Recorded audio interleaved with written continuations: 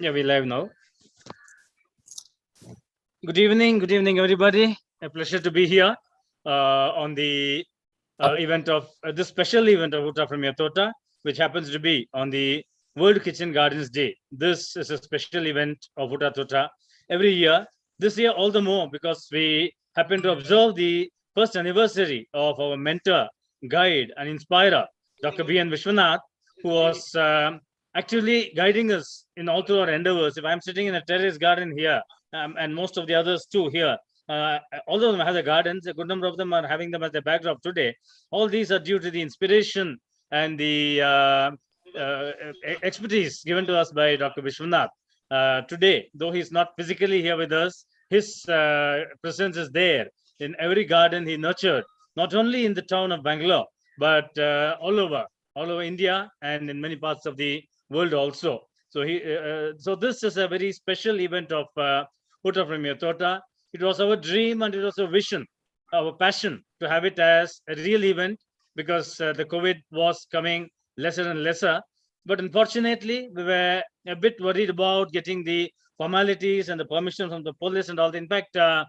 Bharat Rajshekar even had almost organized it. He being the president of Rotary Jalahalli, had organized it in Jalahalli, and most formal arrangements were made.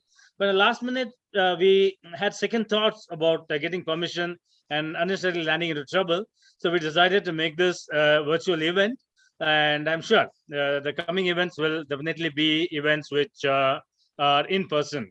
Anyway, it's a pleasure being here. It's a pleasure to orient you all with this. And this is a quarterly venture of Garden City Farmers, a body which was founded by the inspiration of Dr. B.N. Vishwanath. And this is the 39th event of Oota from Thota, where he said, grow what you eat and eat what you grow. So with that in mind, we have been organizing this Oota from Thota quarterly in different parts of Bangalore. And in the past 1 year, when this after this outbreak of this pandemic, we have been having it virtually. And we are here on this 39th event of Oota from Thota, respectfully observing the first anniversary of our patron, Dr. B.N. Vishwanath. And we have with us here Mr. Vasuki Belavadi, and we also have members from Dr. Vishwanath's family. We have got Madam Dr. Vishwanath's wife. We have got Sangeeta Kadur. We have got, yes, that is Dr. Vishwanath's wife. It also happens to be her birthday today. So we all join you, Madam, in wishing you a very, very happy birthday. Happy birthday, Madam. Then we have got Sangeeta Kadur and Sandesh Kadur also with us. I'll be sharing more about them when we will be passing on the session to them to speak about the great Dr. Vishwanath. To start with, we have the program commencing with a keynote by Dr. V.V. Belavadi, who is a retired professor of entomology from the University of Agricultural Sciences, Bangalore. He's a renowned entomologist and he has received accolades for his work. He has heard many times Dr. Vishwanath telling his name, particularly when it comes to exhibitions related to entomology. He knows Dr. Vishwanath as an entomologist.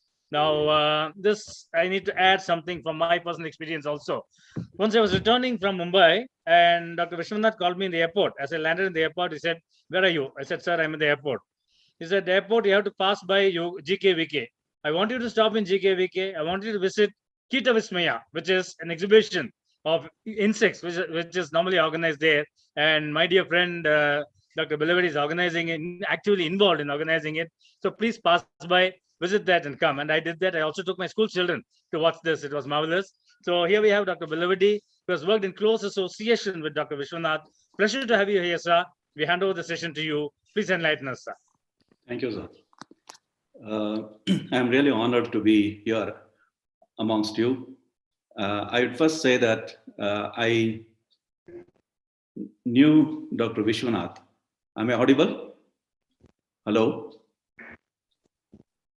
Yes, sir, you are audible. Yeah. I knew Vishwanath since 1976. 1976, I went to Dharwad for doing my MSc, and he was there as one of my teachers. And in fact, I was influenced so much by his teaching and his teaching methods that I it has taken me a long way in the field of entomology because of his the interest that he created in me. He was a very practical teacher, and in fact, his classes used to be very, very interesting. His method of teaching, I think I have copied it, and I follow it in my own. I have followed it in my own teaching experience during the course of my teaching. And one of the best things that he used to do was conducting the examinations. How he was conducting the examinations. When he was conducting the examinations, he used to have at least some three things which no other teacher was doing it. Like one of the things is that he used to have what are called as bonus questions. We always used to have only the internal examinations.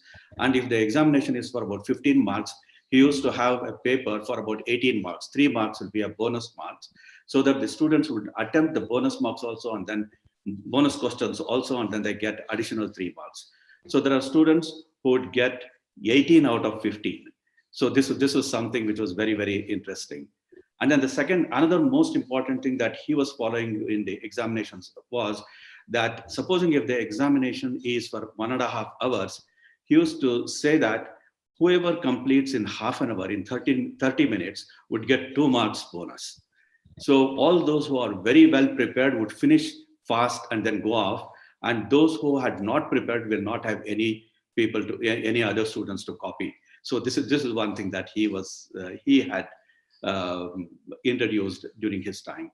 And then the third one was juggling the questions. So there used to be a lot of objective type of questions.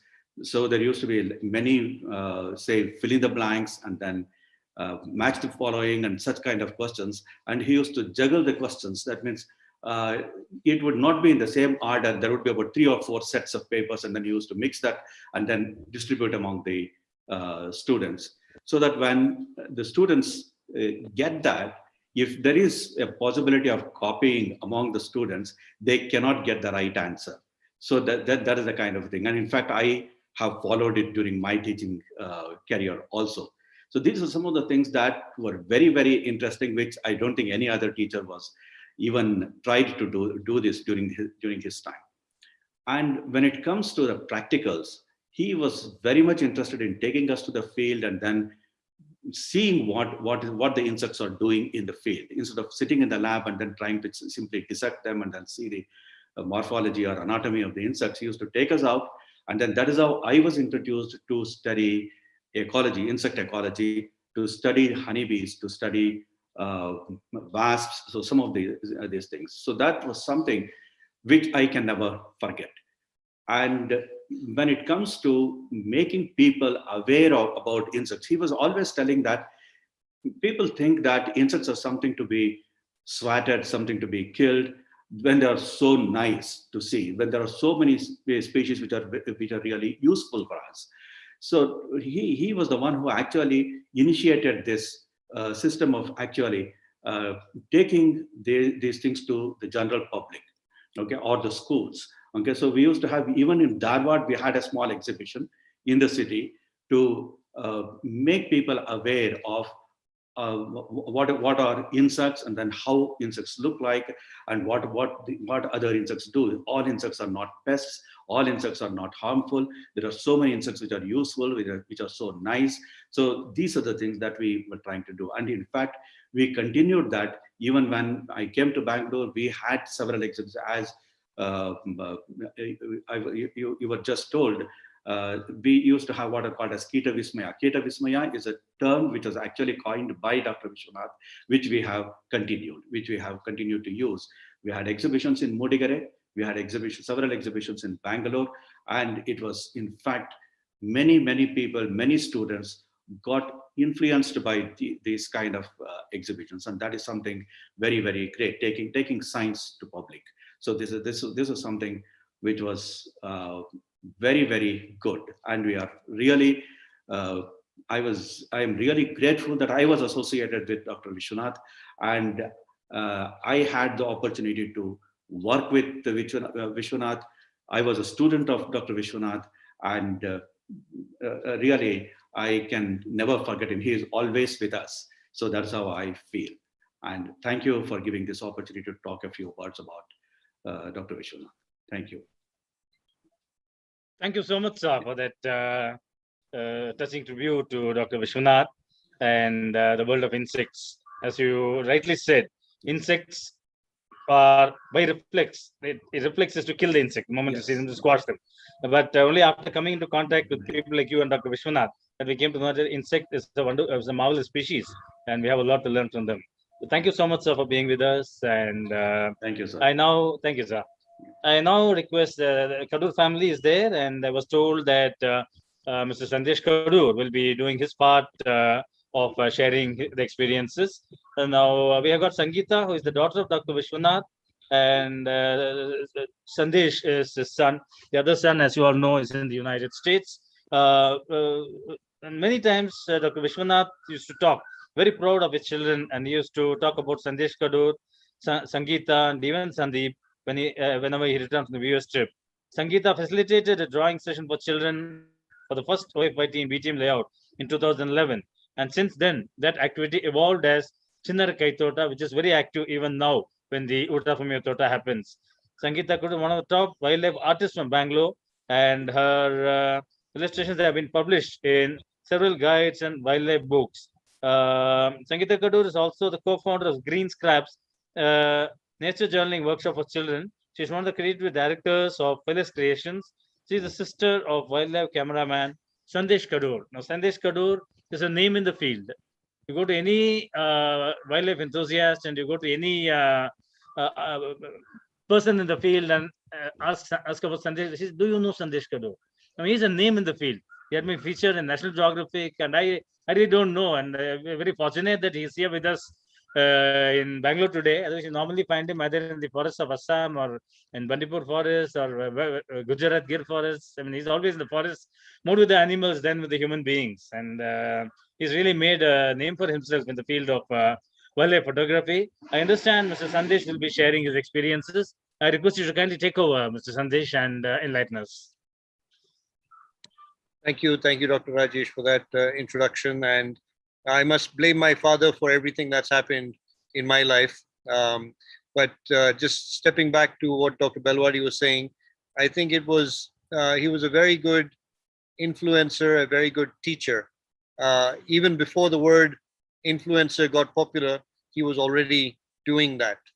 And we were very fortunate to grow up with him, under his guidance. And more than anything, I think what he did the most was to get us to slow down and to observe the little things, and to not just leave even something as small as an ant would not go ignored. And he got me a magnifying glass very early on, and that kind of like drew me into this macro world. And insects was the first thing that I was actually fascinated by. We were in the GKVK campus. We used to walk when he was teaching there. And I remember while we were living there on campus, I used to go with a matchbox and collect grasshoppers, collect different types of ants, take them to Dr. Mushtaq Ali there. And then he used to tell me what the ant was, more about it, and always got me to go back and release it exactly where I found it. So that was a lot of fun growing up on campus, and it was a wonderful insight into the entomological world.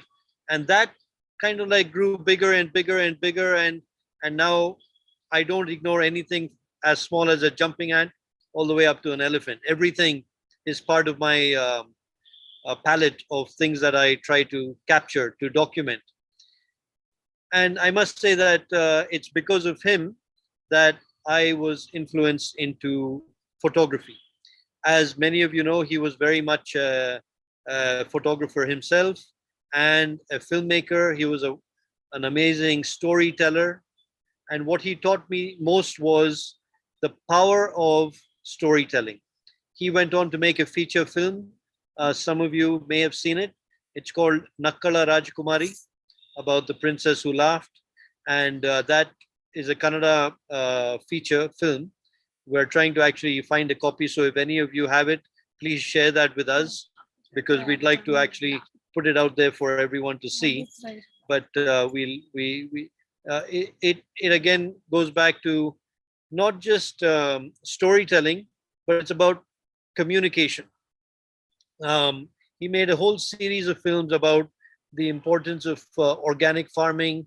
He used to go to many villages across the state, and and took the skills. I mean, took what was part of the village life, and when chemical fertilizers came in and all of that happened, it all changed pretty much overnight. And then he realized the kind of change that was happening was actually detrimental to the long-term productivity of that landscape.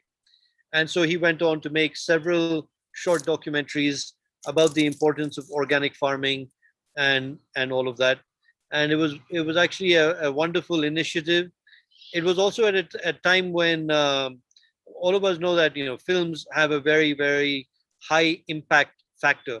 And when he used to screen these films in those villages, you could see that everybody was intent on listening to the message that he was putting forth in the films. And that kind of like in many ways influenced me into getting into making documentaries. And that's what I do now as a filmmaker.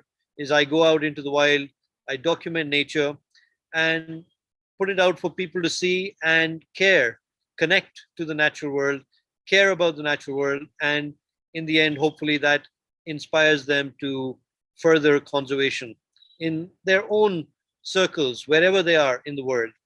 And I think that's very similar to what's happened here, with the help of all of you coming together in a very united way and really honoring something that my father started. But it's not without all of your support, it wouldn't have taken wing as it has. And I'm very thankful and I'm very grateful for all of you for taking his message forward, for taking his work and his vision forward to the next level. And I really hope that it continues to get bigger, goes across India, across the world, influences people.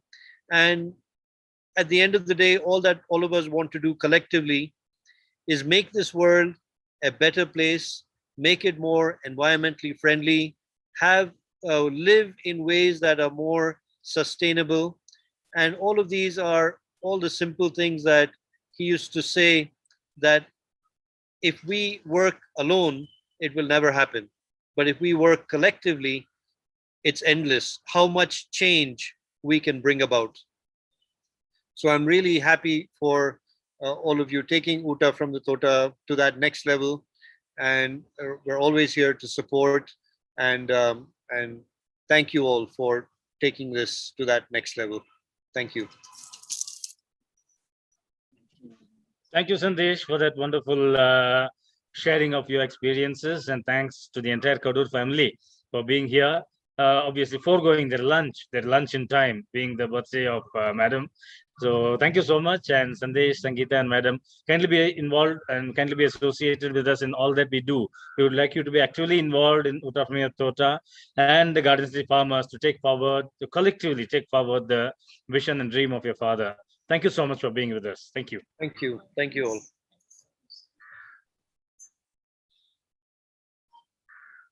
We next have Mr. Bharat Rajshekar, who is an OTGN, an entrepreneur, and his initiative Garden Elvis is helping many to set up gardens and to manage gardens better. He has done his bit in our school too, where he built some eco-friendly structures in our school on Heno Road. Multi-talented person, he's involved in a lot of social activities. He's the president of the Rotary Club of Jalahalli, District 3190. And it was there that we wanted to do a real OFIT in the grounds, and all arrangements for that had been made. But as I mentioned earlier, we were a bit skeptical about the COVID and its progress, that we thought it would be better advised to have it for the next OFIT. But he's here, Mr. Bharat is here. He is a very active social worker as well as an environmentalist. I request him to kindly take over for some time. Over to Mr. Bharat. Yeah, am I audible? Yes, sir. Thank you. Thank you, Rajesh sir, for Well, sir, you're also a traffic warden, I think, no? yeah, right now Yeah, I I'm forgot not to mention active. I'm not active. that. Okay, okay. Yeah. So thank you so much for that wonderful introduction. That's too overwhelming to me. uh, so thanks again. Uh, I would start my a small speech, uh, paying respect to my guru, Dr. Vishwanath sir. With his blessings, we are still going strong. He was such a wonderful personality I've ever met. He was always encouraging me, inspiring me uh, so much. I cannot forget, and I cannot really express in words, because he was such a good motivator, was such a good friend, I can say. And we always miss him. I miss him like anything I can say, because whenever I would have some issues, I would call him, and he would, help me, suggest great things with all the common sense, I can say. And we're missing him definitely. But yeah, we will definitely continue his journey, which he started uh, with all his blessings. I would like to introduce myself as a OTGN. I was a gardener first, then a Rotarian. So I became president. I took over as president of Rotary Jalali this July 1st. So it will be for a year tenure. So it was a pleasure pleasure and privilege, I can say, when Rajendra Hegde sir asked me about this Oota from Thota, if we can organize. Uh, I just grabbed it because I always wanted to host it somewhere in and around Pina, where I work. We had already done all the arrangements, as Rajesh sir told. We had done all the arrangements, but yeah, due to COVID restrictions, we could not conduct a physical event. But yeah, happy to be here on a virtual event. But definitely, we will do the physical event. We will organize a physical event once the COVID restrictions are off. And I would thank all my friends here, all my gurus, all my inspirations, Dr. Harish Mysore sir, Meenakshi Arun, uh, my Rajesh sir, and Rajendra Hegde sir, and Anil Nadi. Thank you so much for giving this opportunity to be part of this wonderful event. Thank you. Thank you, Bharat. We eagerly look forward for the next physical event of Oota from Thota in Jalahalli, where arrangements are already made. And let us hope that it happens for the coming Oota from Thota. Thank you so much. Moving on to the next part of this program, we got sharing of experiences by OTGNs. And here I know you have got a tough job to do, because since after this, we have got a session on biogas. I would request that the sharing of your insights of OFYT and Dr. Vishwanath, I would like it to be restricted to a max of 2 minutes, but I know it is really difficult to share your experience with Dr. Vishwanath in less than 2 minutes, but we are constrained by time, because after this we have got two lovely presentations. One, an experience of having a biogas, and next one is the actual exposure to set up a biogas in your terrace garden, both of which I am sure are going to be useful. And I'm sure many of us watching this program today will end up having biogas in our terraces before the next Oota from Thota. So very briefly, could I request some senior OTGNs to share their views about Dr. Vishwanath and about their journey in OFYT? Mr. Harish Mysore, sir, could I request you, please? Yeah, thank you, Dr. Rajesh, and all our friends who are watching the Zoom meeting here today. It is my privilege, it is my pleasure to say that Dr. Vishwanath was a good friend of mine. He was an inspiration and motivation to many, including me. The vision and the mission, what he set for the entire gardening community to grow something and eat from the garden. I'm trying to practice it as much as possible within my small capacity and tiny knowledge, whatever I have gained in the journey which I have so far come. I would definitely try to pass on whatever knowledge I can share with everybody and anybody with no commercial tag, and see that his vision, mission, and dream is communicated to the gardening community as time passes. Thank you very much.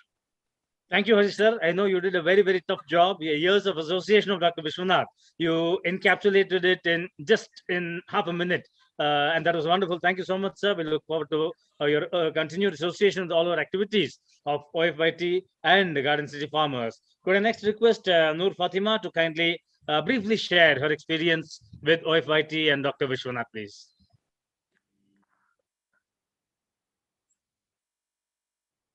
Madam, I think you're muted.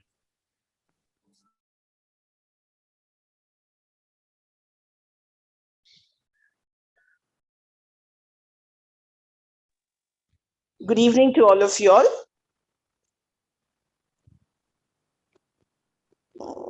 We can hear you now, Noor. Yeah.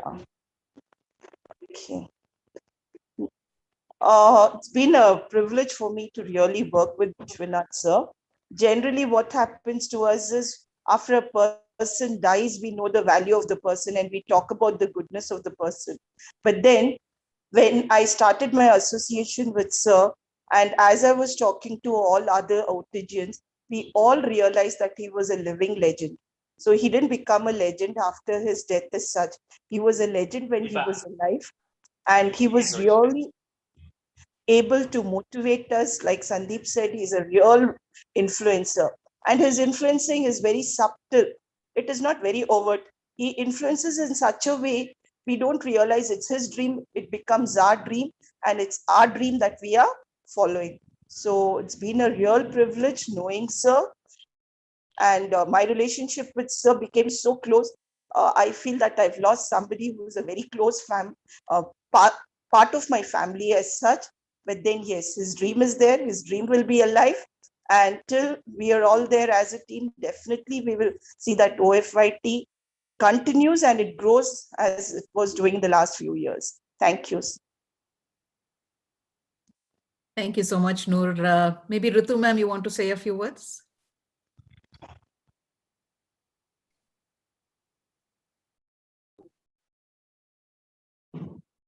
Ritu ma'am, are you there, ma'am?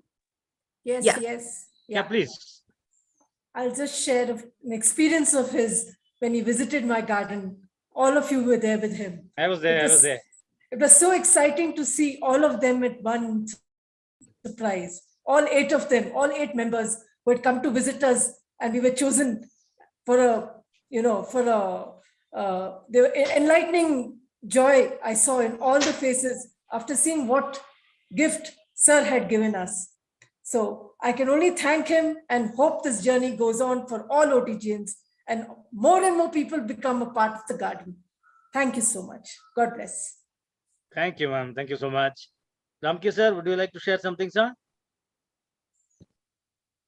2 minutes. Yeah. Good evening to everyone. See, one important aspect which I liked from Dr. Vishwanath was, I think it was in Lal Bagh Flower Show. We're setting up a demo hall.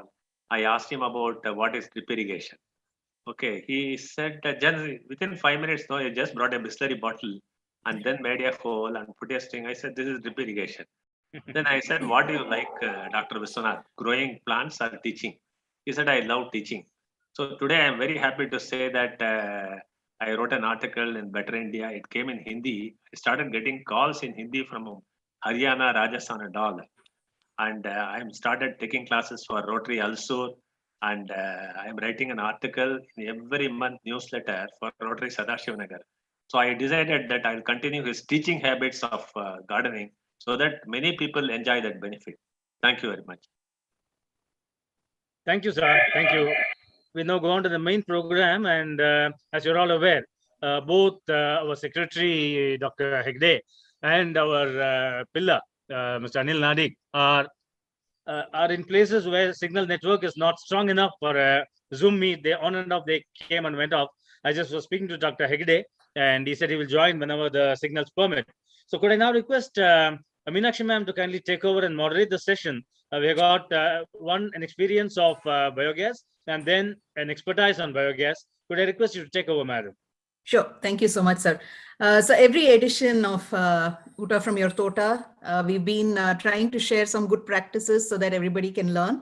And over the years, we have been ensuring that it's not just about gardening, but it is also about the overall sustainable living practices that you can start in your home. So one of these is about the bio-waste digestion, and we have Vasuki Ramesh ma'am from Bangalore, one of our OTGNs, who will be here to share our experience today. She's here on the call, and I'm just going to share a couple of slides that she can talk to.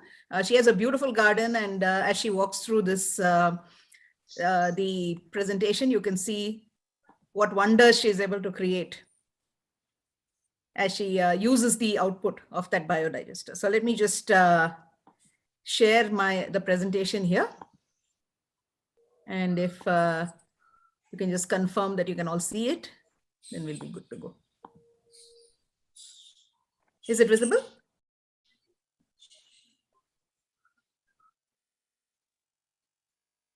Yes, visible. It's visible, yeah. Vasuki ma'am, please go ahead. Yeah. I can share as, I can change the slides as you talk. Okay. Thank you so much, Meenakshi ma'am, Rajesh sir, and all my senior OTGNs who are here. With great salutes to Dr. Vishwanath. I'm really honored to be here to present a small presentation on the biogas what I've installed in my house. And good evening, dear my friends. And today what we are discussing is about a product called as the renewable energy source called biodigester or biogas. So it is simply to put, it is kitchen waste what goes in, and what comes out is two products. One is the Oota for your stove, and another one is the Oota to your Thota. We have all been hearing Vishwanath sir telling about us from Oota from your Thota. So today I thought, let me talk about these two items where we have, which is, I have felt which is very nice. I've experienced it. So I'm just here to share my experience with the biogas what I've installed here today. So without wasting much time, shall we go ahead with the presentation? Yes. The first slide what you saw was the initial setup of the biogas what was installed in my house. This was installed about in March 2021. So it's about 6 months now. Okay, so this is how the setup will be in the initial day when it starts. So when as we go on feeding it, it takes about 4 weeks for the initial gas to start building in the balloon. It is like that. So it's not that today we install and tomorrow we get the gas. It is not like that. And once they install it, while doing it in the Meenakshi ma'am, can we go back to the first slide? Sure. Yeah. See, this green drum what you are seeing, that is actually the digester, where they fill in the cow dung with some enzymes and bacteria induced in that. So they put that in that, and then this orange one, what you're seeing is the balloon, where the gas gets stored once it is produced in that. So this is the initial setup, and it will be flat like this the moment when it is first given to you.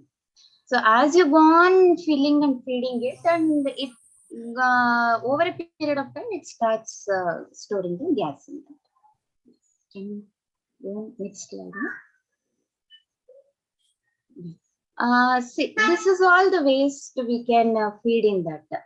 See, what you're seeing on the right corner is the right slide is the one which is the kitchen waste, like what we produce in the kitchen, like any peels of them, then fruit peels, coffee powder, tea powder, then vegetable peels, then flowers, all these kind of things, even including even cooked food also, if it has gone waste. like anytime if it is wrong, anything like sambar, rasam, rice, milk, buttermilk, all these kind of things, even those it is used, you can put it in this one. And what you're seeing on the left side, see, before I go to this, I want to tell you is, see, the digester what we have installed is about a 2 kg waste, what goes into it daily. What happens is, if it is a nuclear family, maybe we will not be able to produce 2 kgs of wet waste every day. It is not feasible sometimes. See, not every day you eat kgs of fruits and kgs of vegetables you consume every day. It is not possible like that. So what happens is, when we go short, what to do at that time? It is difficult, isn't it? If we don't feed, then no gas comes out of it. So it goes waste. So instead of that, we tied up with a vegetable vendor near our house who gives his waste vegetables to us. Whatever is waste in his shop, he gives all kinds of those vegetables. So this slide what you're seeing on the left is something what we get from him on a weekly basis or once in 3 days or something like that.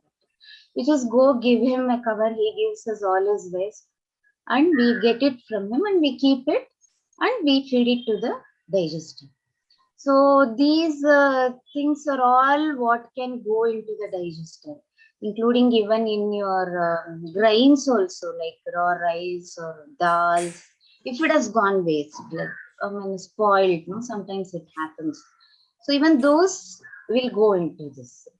So it is what we have to ensure here is, if you put in 2 kgs of waste every day, you get gas for about 45 minutes per day at least. So if the feed reduces, then obviously the gas production also reduces. It's not that you have to give in 2 kgs only every day. It's, you can give in half a kg or 1 kg, whatever you have at home, you can feed it into it. Only ensure that you don't feed this fallen leaves or anything like that from the tree, because that doesn't digest in this. That is what we have been told now to do. This goes and clogs the pipes in that. So it's basically for kitchen waste. What is it? Okay, can we go to the next slide? No? Yeah. See, this is the part in the drum. On top of it, there will be a hole given in that. There's a this blue what you're seeing is the feeding portion pipe. There is a pipe inside that. There's a PVC pipe inside provided in that, and it is about 2 feet long inside, deep inside. So you have to feed all this products inside that, whatever you have waste in that. In case you have these what, like the ones what I showed, these cucumbers or these gourds and all those hard items like yams and all what come, sweet potatoes like that. If those kind of ones are there, you have to just try to cut it into small pieces, little small pieces, because this doesn't digest otherwise. It just goes and stays there, occupying the space inside. So what we have to do is just cut into little small pieces and just feed it inside the thing. And once you finish that entire feeding, just put little water on top of it. Okay, so what happens is, when you put all the solid things in that, see, if it is only solid, it may just go and clog it inside the pipe. It doesn't form the gas inside, no? It just goes in the stops near the gas pipe. See, this blue, white thing what you're seeing near this, it is the gas pipe from where the gas is produced. And what you have to do is, once you finish feeding the digester, just press it little lightly so that the entire solid goes inside that, and pour little water and just close that. There is this white lid is there, to just close it and leave it like that. And as I told in the beginning, after you, the moment this digester is installed, we don't feed 2 kgs in that. We start from a small quantity. It's just like for a kid, when you start giving 1 spoon of milk and then you gradually go into 1 glass of milk, you will increase. Same way, this of digester also, it needs to be fed gradually. You have to start from half a kg, then go to 1 kg, then 1.5, and then 2 kgs. So by the 4th week, it reaches its capacity to take the entire 2 kgs of wet waste. So that's how we have to gradually increase it like that. So next slide. Yeah. See, once it reaches its capacity, the balloon blows up like this. Biogas. Yes, it is. When the balloon blows up like this, you know that it is ready. Gas is filled in that, and you're ready to use the thing. What you have to do is, for this, see, in LPG it is pressurized gas. So the moment we just on the stove, it will come. Flame will start coming. But in this, what happens is, the balloon is light. It is made of just some very light material. So what you have to do is, you have to place 2 bricks on top of this black portion where it is shown, so that it gets some pressure to send the gas down to the stove. So you get nice flame and full proper heat you will get in that. So that's how it has to be. You have to ensure that you do it, otherwise you may not get proper flame in the stove like that. So next one. Yeah. See, this is the stove which they provide us with the setup only, initially only.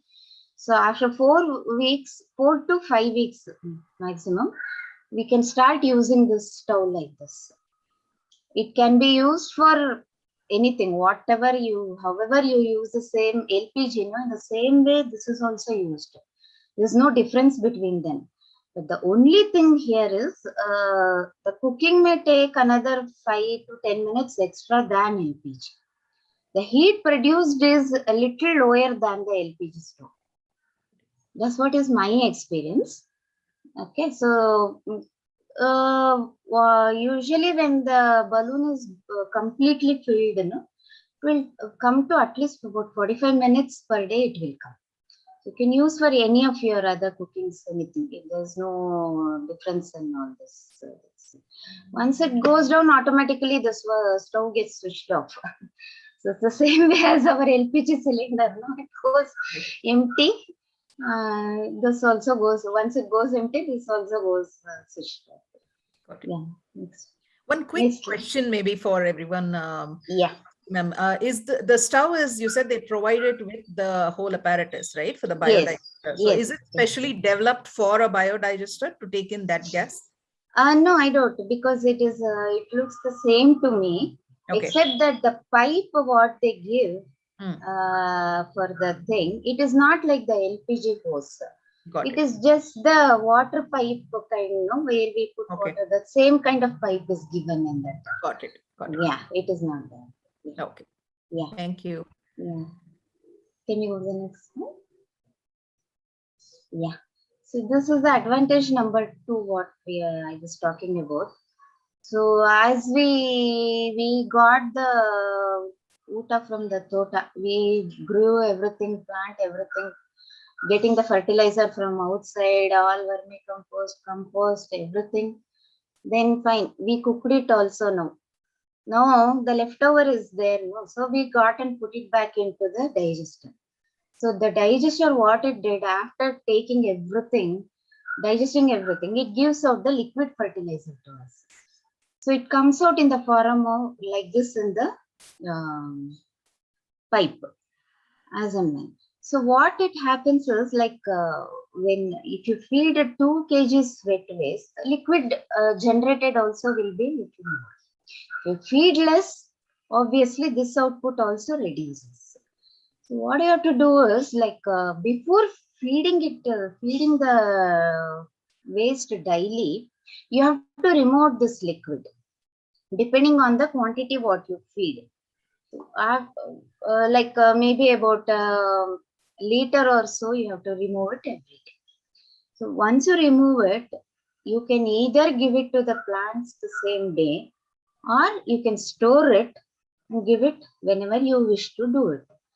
These ones, this has to be diluted 1:5 proportions and then given, because sometimes it may be little stronger. Plants may die due to the high quantity of contents in them. So what you can do is you can just dilute it 1:5 and then give it either every day or once in a week or once in 3 days and like that. But generally what I do is, like if I collect 1 liter today, I start giving it from one side of the plant's garden. So by the time I finished 1 week, all plants would have got the fertilizer continuously. So like that I shift it. So that way also it can be done. So it's yeah, that. So I'll maybe just a few questions which I'm sure people will have. It's very Yes. common. These Yes, systems. yeah. One is, so you mentioned to dilute it at Yes. least 5 times, right? In Yes, case the yes. strength is high. Yes. So question then is, do you just feed it to the soil or do you also give it as a spray, foliar spray? No, this is generally fed only to the soil. Only to the soil. Yes, Okay. the reason I'll tell you why is because when the liquid comes out, sometimes the undigested matter also comes out in that. Got it. Some fibrous material or some seed, if it has gone inside, it will also come out. So obviously it may clog your spray. Got nozzle. it. Do you put that matter back into the digester? Yes, it goes back. Okay. It goes back. It goes back. Even if this liquid, if you feel it is extra for you, put it back to the digester. Got it. It doesn't matter. You may not have to store it back. Instead of water, you put back the same liquid what you have removed. Got it. And put it back into the digester. Got it. Also. Good. You also mentioned that you take it in rotation around your garden so that you cover everything in a week, right? So yes, is this usable for any kind of plants, or is there any something to keep in mind? Can we offer it to any plant? Any plant. Any plant. All of them. Yes. Great. Thanks for confirming. These are questions that will definitely. Yeah, true. That's true. Even I had the same doubts when I installed it. So, obviously, yes. Okay. Yeah. Should I go to the next slide? Yes. This is great pictures. Yes. See, these are all the results of the fertilizers what I've given. Okay, this yield what I've got. This water apple is the last harvest what I made just 2 days back. Is this from a drum, a fruit tree? The trees in a drum? No, it's not in a drum. We have just built one from a brick. We have just built like one tank kind on the floor, and we have just put it in there. It's about 2 feet height and about 3 feet wide. Wonderful, like that. Wonderful. In that way. Very nice. It is like that. Rest are all in the pots. Got it. Yeah, I don't have any other areas. Yeah. Next slide. Same. This is also looking beautiful. Yes. This all. Rest, all this I have only in pots. I don't have anything else on the ground growing. Yeah. All it's are nice on... to see the bottle gourd in a grow bag. This kind of yield is not very common, right? People always have. Yeah, that's true. It's true. It's like that. So it's like this. So what I tell is like,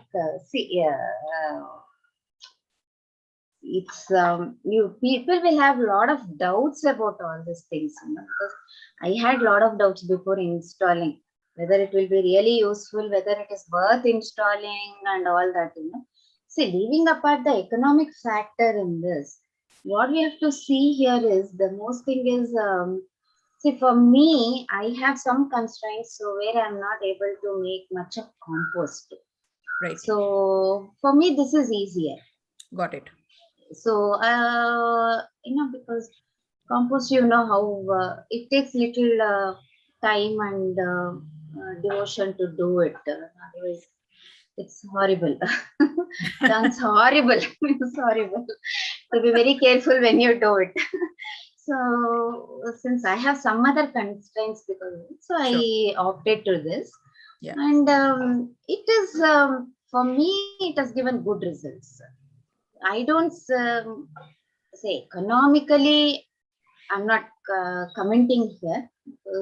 Each is each one's thinking how they do. What my only thinking here is what we give back to environment. That's all. How Correct. we maintain it and how green we can make it Correct. instead of polluting it. Absolutely. For that, this reason only I installed this Great. more than anything else. Thank you so much for sharing. I think your Yeah. experiences, it's always nice to see the results as well, right? And I know Yes, many that's people face issues. If others could also have the kind of constraints you have. But I think what is important is to ensure that, almost 60 to 70% of our daily waste is from the kitchen. It is the Yes. organic waste. So ensuring that waste is something we manage ourselves is Yes. so important, right? And Yeah, true. whatever you do to segregate, you send it out, there is no guarantee it is not going to end up as mixed waste. So this is another wonderful method to get the yield, get also some supplement your cooking gas in the Yes. kitchen, get the filtrate as well for your plants. So fantastic. Yeah, that's true. I think this is your Yes, last slide, Yes, right? madam. Thank you so much Fantastic. for giving me this opportunity. Yes. Let me just quickly check before we go to, I think there are some chat questions. Yeah. Can you share the vendor details of your system? Yeah, 1 second. You can make. Is it? Can I share you with this for 5 minutes? Sure, no problem. You can take. His name is Ravi Kumar. Yeah. And I think we can share his number in the chat box. Yeah, I'll just put it. I'll just put it in the chat box. Yes. Sure. Okay. Yeah. I'll do that. One other question is, are there any safety issues that you are aware of? And can we store the gas for a future date, like instead of using every? No, as of now, as soon as the balloon fills up to its capacity, if we don't use it, it gets released. Okay. You cannot store beyond the balloon capacity. Got it. That is what is the mechanism what they have done now. Okay. And as for safety issues, I have not faced anything. Okay. I think Mr. Uday Kumar can answer. Yes, he may be more better to answer than me, I think. That Sure. would be correct. Great. So then thank you so much for sharing your experience and showing us those lovely pictures. I think it really There's a question on YouTube. Yes. One Mr. Nagraj has asked a question on YouTube. Whether the regular stove is compatible for this or do you need a special stove for this? Could Vasuki answer, please? I'm not very sure, sir, because the stove was given to me by that person. But I feel it is same only because the mechanism is same in both of them when I compare the stove. I think question is to Uday Kumar. See, actually, biogas stove, the nozzles are a little bit larger. Okay. It's not very large, but it is slightly larger than the Indian gas, because Indian gas, as Vasiki was mentioning, calorific value is high. Here the calorific value is low. To get the same heat, it has to burn more gas. So the holes in that burner is slightly bigger. Right. Okay. I think that's a good segue into the next part. So we have, after sharing the experiences from one of our gardeners, now we have Uday Kumar sir. He is founder and director of Prime Worth Energia, and he will help for us to understand some of the biogas solutions that are available for urban households. So over to you, sir, for your presentation. And thank you very much for being with us today.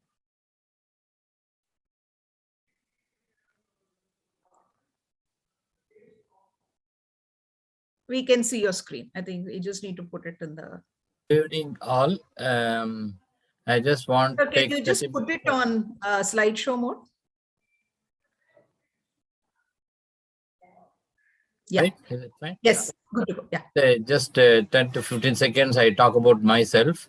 I am Uday Kumar. I am postgraduate from MS from IIT Chennai, Madras.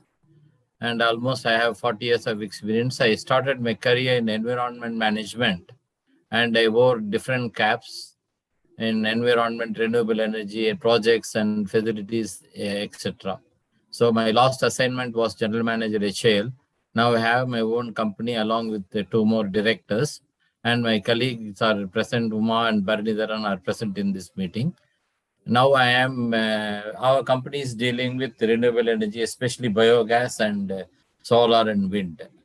Just I'll make the small presentation of 20 slides. It talks about the basics of biogas, and then what are the different type of plants available, that is systems, and especially now the audience are more related to the Thota and Oota, how to make a gas from food waste. I can talk about that. Before that, first of all, I would like to thank the organization for giving me the opportunity to present myself in this august and well-informed group. And somebody was talking about entomology. Even I was working with Speak Science Foundation in Chennai. I used to work with one entomologist called Anantha Krishnan, belongs to Laila College. Professor Anantha Krishnan. I immediately remembered that. So I just I also have experience in high-tech agro, like tissue culture and floriculture. This is my little bit of background. Now I'll go with my slide presentation. See, generally, biomass energy is renewable, sustainable energy derived from any organic matter. It will be generally used to produce electricity, gas, for burning, and also nowadays they are using it as a fuel after compressing it. Biomass is nothing but organic matter. It may be a plant, leaf, crop, wood, food waste, anything. What is biogas? Biogas is a combustible fuel produced from microbial degradation. From any organic matter, it may be live like leaves, fruits, vegetables, or waste materials, food waste, kitchen waste, agriculture waste, or even animal waste. Any type of animal waste, even agriculture waste can be used to produce biogas. Even biogas can be produced from landfills, covered lagoons, and wastewater. Biogas generally has 60% methane and 35% of carbon dioxide, and some percentage of other gases like hydrogen, nitrogen, oxygen, and things like that. It is a general schematic picture. It shows what are the various sources of material required, where source material can be used to produce gas, and where the end products like biogas and digestate can be used. Biogas can be used to produce heat as well as electricity, and digestate or the spent wash can be used as a fertilizer. Definitely, I'd like to thank Ms. Vasiki Ramesh to making my presentation simple, because she has already touched the fundamentals and made all of us understand how it, in a simple way, biogas works. Nowadays, the biogas technology is very much matured, and there is no doubt it works. Maybe a few years back, maybe a decade or 2 decades back, people had doubts that will this biogas technology will work, or will it be useful to the society or useful to the apartments and things like that. There is no doubt it is very much useful, and people can start using it to make the environment sustainable. So as I said, what are all the organic material which can be used? Any waste which is organic in nature can be used, like vegetable waste, food waste, slaughterhouse waste, dairy, breweries, bakeries, distillery waste can also be used. Even the water hyacinth which grows on the water bodies, lakes, can also be harvested and produced in a large scale. And the biogas can be produced from individual houses to large apartments where multiple apartments are available, right from 2 kgs to 200 kgs per day of food waste or kitchen waste can be used to produce this biogas. So it is a simple, what all biogas contains. As already Vasuki has explained, it just contains, in a large scale, you have to mix it and put it. So we need a mixing tank and then digester. Digester is a place where the reaction takes place, anaerobic reaction. And again, we require a gas holder where whatever the gas produced has been collected and used. And again, a slurry outlet and gas outlet is also required to use the gas and slurry. Ultimately, the end use, we need gas stove as well as a drying pit where the sludge can be collected, dried, and used for gardens. So these are all the various components consists of a gas plant. So in this biogas plant, the main thing is the digester. Digester is the one where the reaction takes place. You must have seen in the previous presentation, the small container. Similarly, depending upon the amount of feed you put, the container size varies, right from say half a meter cube to even 10 meter cube, and 10 meter cube means 10,000 liters. Depending upon the waste use, the size of the digester changes and it can be used. Nowadays, biogas can be used even for running vehicles. It's called compressed biogas. The technology has grown up to that extent and matured. Even Government of India helps people to, large companies are involved in producing biogas in a large scale and started using for even running vehicles.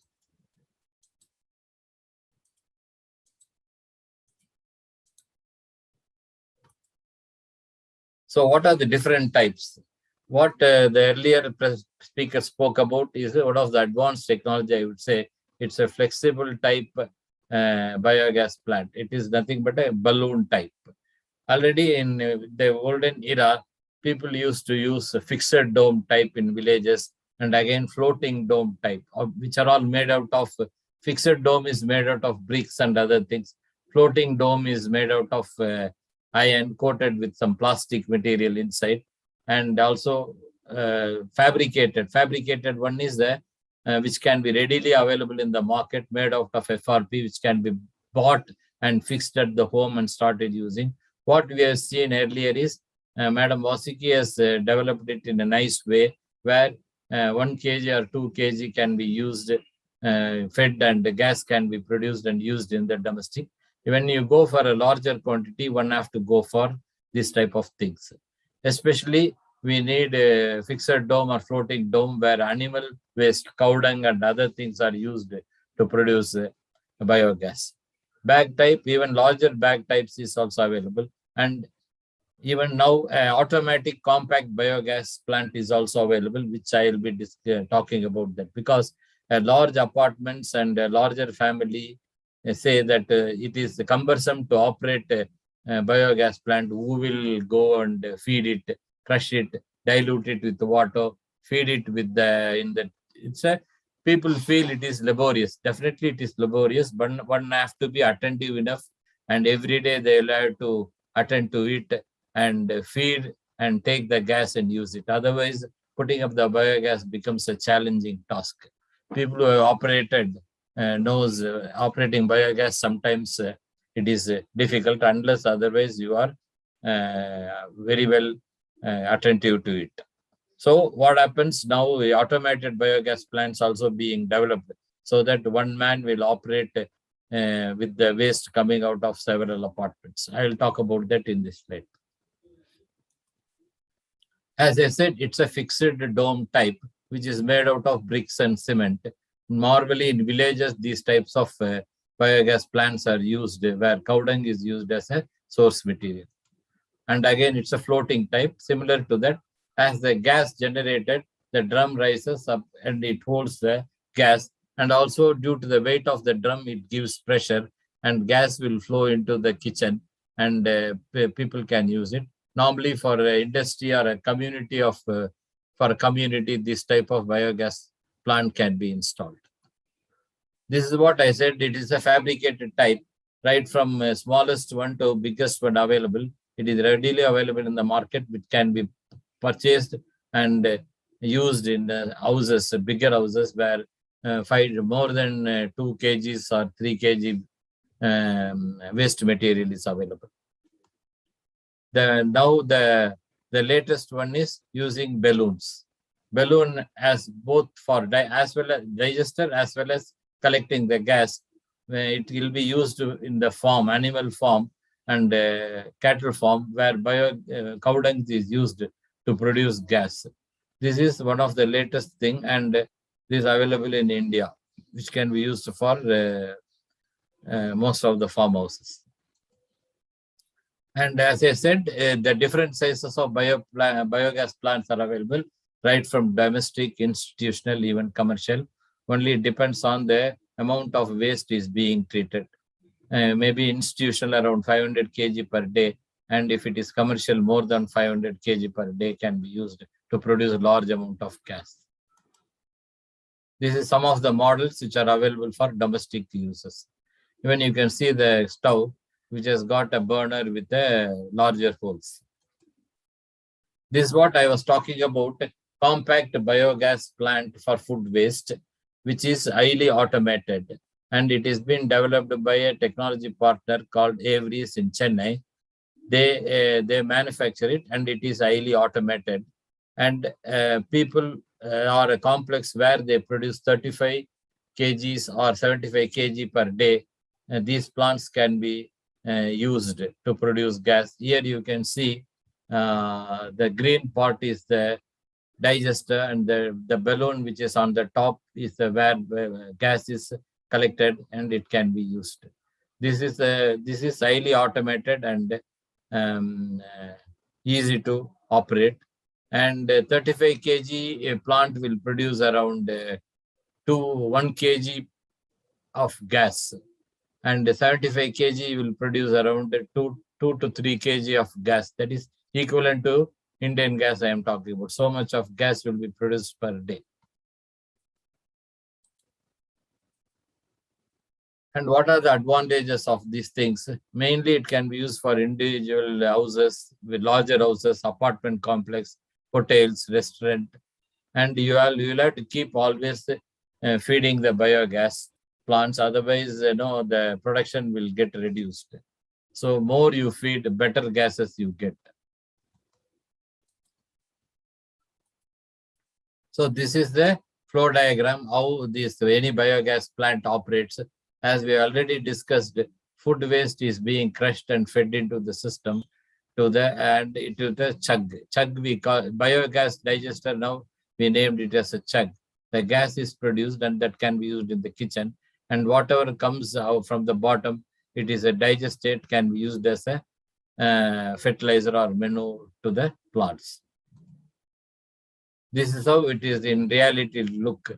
You crush it, feed it in the biodigester, and gas is produced for the burner. And burner picture of the nozzle of the burner is shown very well. Here you can see the holes and other things are bigger, and so that more gas comes out for cooking.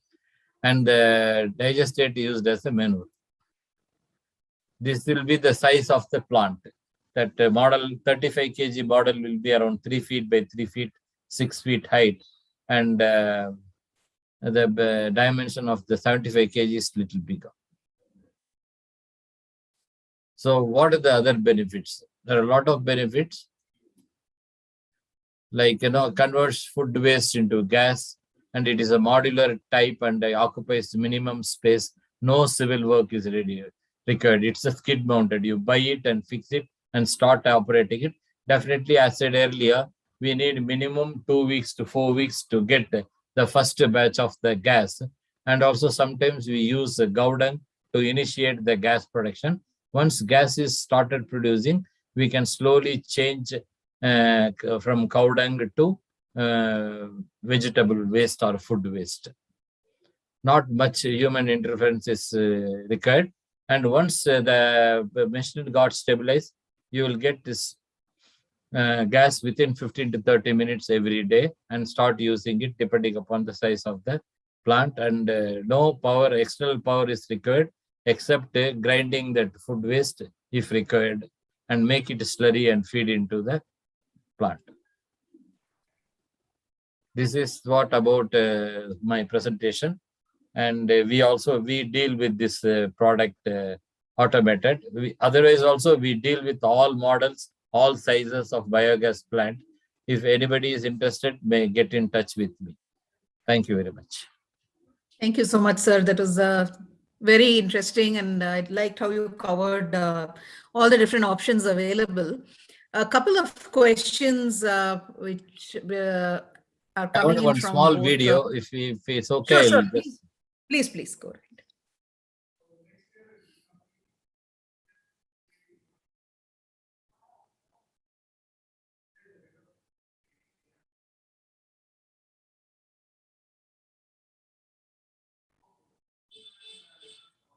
I think we're not able to hear the audio.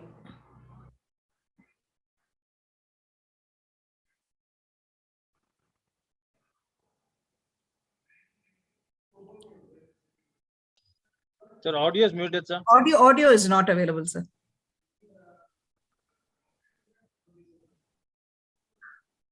I don't know how to activate audio.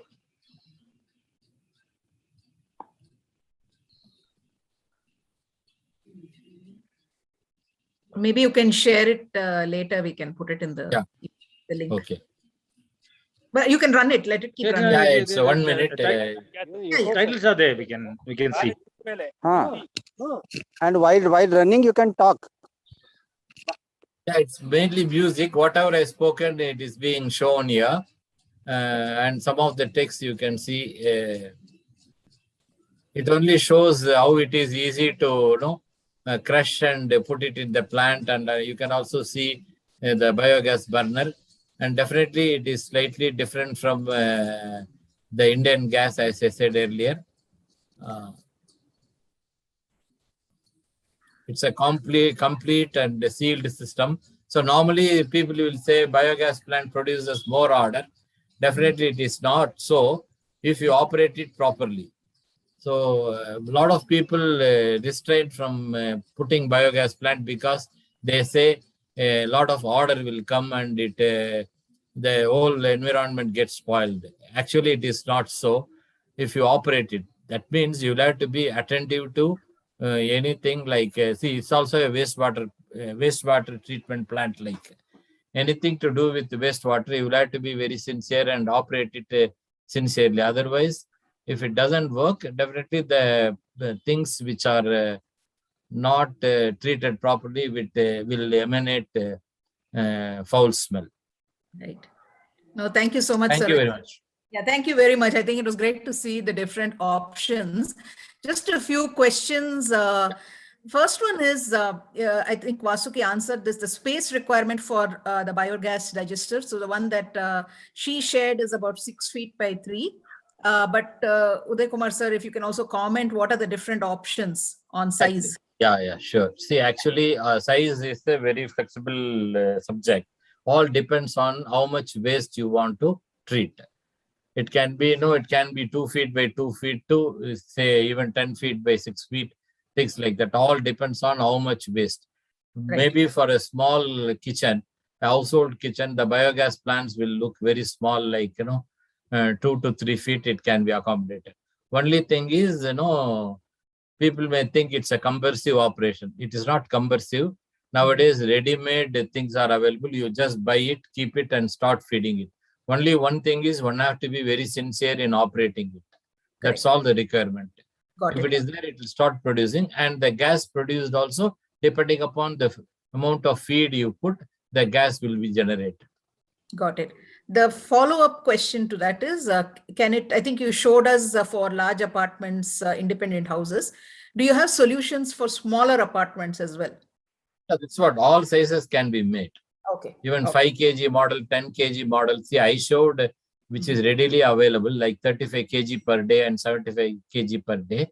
It is automated plant because some of the institutions doesn't like manual intervention in doing all these things. Even there are plants available where automation is not much needed, and one can operate. Any size is available, right from 10 kgs, 20 kgs, 30 kgs, like that. Got it. So each one as a calculation, you can take one family will produce, for example, one family produces, family of 4 members will produce around half to 1 kg waste material per day. Got it. Okay. One Bharat has raised his hand. Bharat, do you have anything to ask? You raised your hand. Just one more question I'll cover, then we'll go to Yeah, please. Yeah. One question on the YouTube was, what do you do if you have to travel and don't feed the system? What happens to the gas? You are going to travel for this. You are not there in the house. You will have to just close the system and keep it, switch it off. Okay. Like, you need not to feed. And whatever extra gas is there, it can be flared. Once you come back, you will have to restart it. Restarting is like any other, again, starting new. If you are absent for more than 15 days, maybe you will have to take whatever the waste available, remove it, put it back, and again restart it like a fresh thing. If it is 2 days or 1 week, as soon as you come back, you can restart it, it will work. Perfect. Thank you so much. Bharat, over to you. You have a question. Yeah, thank you, Meenakshi. Yes, sir. Uday Kumar, sir, I just wanted to know, because we from Rotary, we have adopted a few slums. Like we under District 3190, we are 152 clubs. So we have been allotted few slums where we take up projects like health and sanitation, and providing them water facilities, and we have something called Osabelaku, where we try to give them homes, happy homes. And, yeah. So I was just thinking, why can't we use this BBMP wet waste and install this biogas plants? Yeah, definitely. Those slums. Yeah, so that biogas can. I just wanted to know, can it be connected to multiple houses where they can, because as it is, the gas rate and the fuel prices are rocketing, skyrocketing. The prices have gone up. So I just wanted to know how, economical is this plant? Because we can take it up from Rotary, we can take it up forward, promote this. Yeah, that's correct. It will be a good model, and definitely we can do it. And it is community-based biogas plant, where the community is involved, or a person can be nominated as in charge, and he will be in charge of collecting the waste from various houses, putting it in the biogas plant, and whatever gas generated, automatically it can be stored in a large balloon in an enclosed house, and that can be piped and given to it several houses, like Indian gas. Definitely, it is a very good option nowadays coming up. A lot of people started using it because the skyrocketing Indian gas price, which is touching around 850 rupees per 14 kgs. So in this way, we will be helping the environment, and sustainability is developed, as well as economical way of operating our kitchen. And lot of village, if you go to village, people normally has 4 cows, 5 cows, 10 cows. These biogas plants are being operated there. Only the Indian gas goes and spoils the game. Definitely, we cannot fight with Indian. And wherever possible, we environment people, we always talk about saving the environment, and we also spread the message of use biogas. Right. So villages are started using a long time back, even 10 to 15 years back, they have started using. Now it is picking up very much in urban scenario also. Right. I'll surely connect with you, sir. Sure, thank you very much. Yeah, definitely I'll talk to you. Yeah. One last question, maybe Uday Kumar sir, similar to other green energy subsidies, right? Does digesters also come under any subsidy schemes from the government?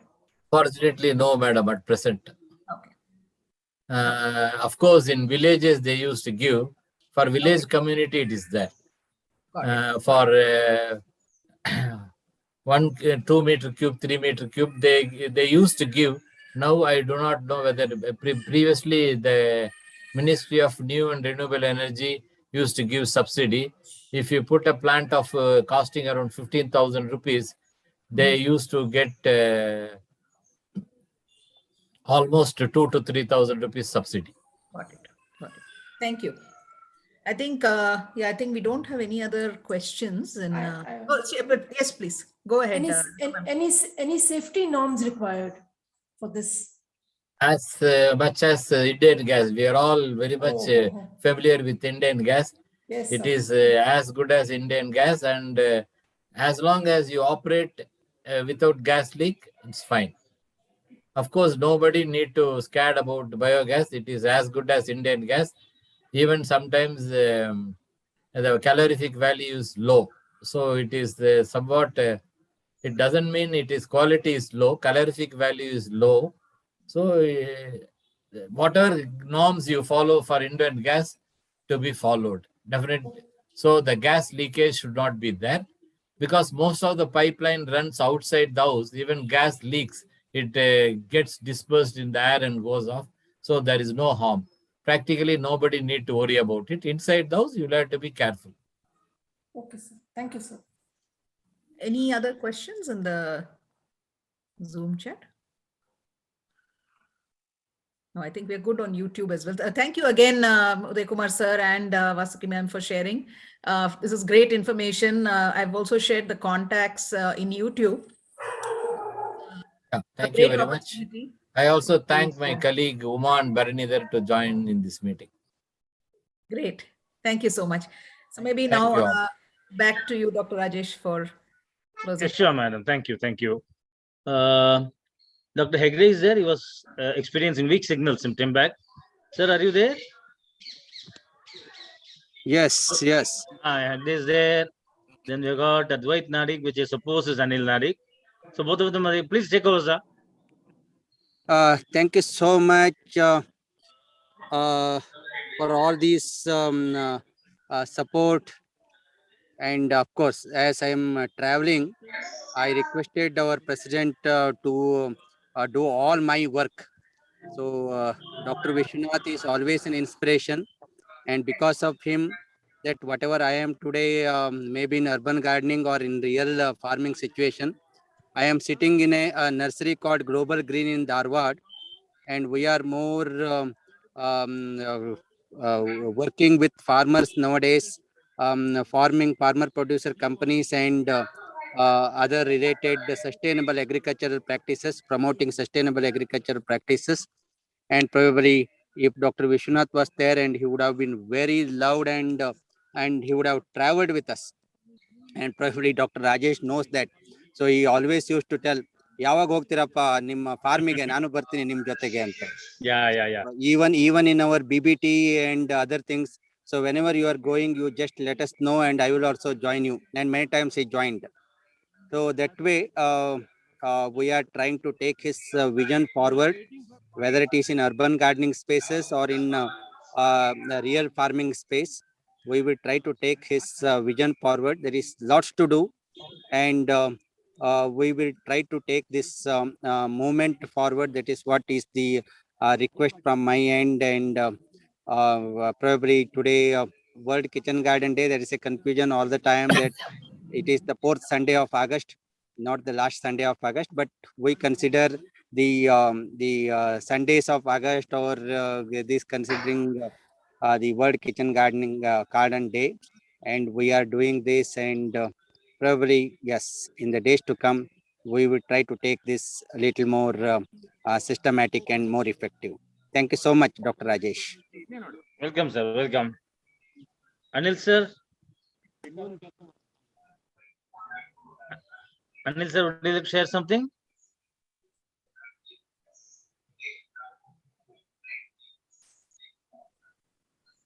I think he's not there. Yeah, I think he is sitting in somewhere in Hyderabad. May not be easy to join. No problem. Fine. So shall we wind up, sir? Yes, sir. Anybody? All right. So it was really wonderful evening. As Dr. Hegde said, World Kitchen Garden Day was the 4th Saturday of August or 5th Saturday of August. Today, we had the real interaction with enthusiasts of garden, rightfully observing the first anniversary of Dr. Vishwanath, who has been our mentor and our inspirer. We are more than glad that his family was also with us, and Mr. Sandesh could share his insights with our group. We have got more than 15 participants in Zoom, and at some points of time, the number of viewers in YouTube almost reached 50 at some point of time. It was always averaging between 30 and 45. And this program is also being recorded, so we can go back to it to know anything more, to know anything about the topics that were spoken today, that is on biogas by Mr. Uday Kumar and Ms. Vastike's experience. So thank you so much. We had a wonderful session today. Thank you all for making this possible.